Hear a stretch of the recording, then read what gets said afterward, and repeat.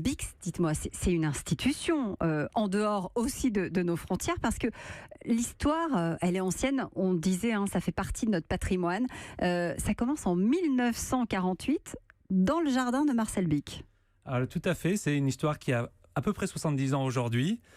Et Marcel Bic, effectivement, en voyant une brouette et la roue de la brouette qui est entraînée, a imaginé, a vu l'encre qui était entraînée par la bille du stylo bille. Tout à fait. Le roulement. Le roulement.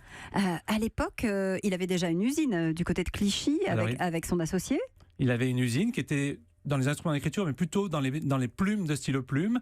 Et en ayant cette vision un petit peu, il s'est dit, il y a quelque chose de formidable à faire, à inventer un nouveau stylo. Et c'est comme ça qu'arrive, 2 ans plus tard, 1950, le fameux cristal avec le tube transparent. Vous savez, elle l'a, Anissa, à la main. On a le bleu là. Moi, j'ai le 4 couleurs qui lui va arriver un peu plus tard. C'est un produit à l'époque qui est facile, utile, bon marché surtout. Ça, c'est important. Oui, alors en fait, le challenge à l'époque, c'était pas tellement d'inventer le stylo bille, c'était surtout d'inventer un produit qui marche bien, qui marche longtemps et qui soit abordable.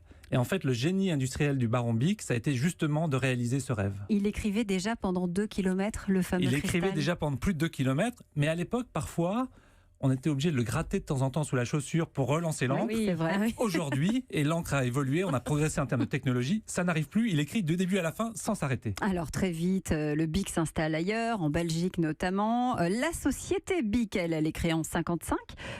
Aujourd'hui, notre stylo, il est toujours là. Entre-temps, vous vous êtes mis à fabriquer d'autres choses, hein, des rasoirs Bic, des briquets aussi. Mais est-ce que c'est toujours le marché français qui fait la marque finalement? Est-ce qu'on a toujours ce même attachement viscéral au Bic? Alors, le marché français reste un des marchés essentiels de Bic dans le monde, puisque c'est le 2e marché de Bic dans le monde. Mais ce qui est très important... Quel est le premier? Le premier, c'est les États-Unis. Oui. Et ce qui est très important, et d'ailleurs les Américains sont persuadés que Bic est américain. Ah. Il y a une forte appropriation, parce que c'est un objet de tous les jours. Non. C'est à nous, le Bic. Mais il est à nous.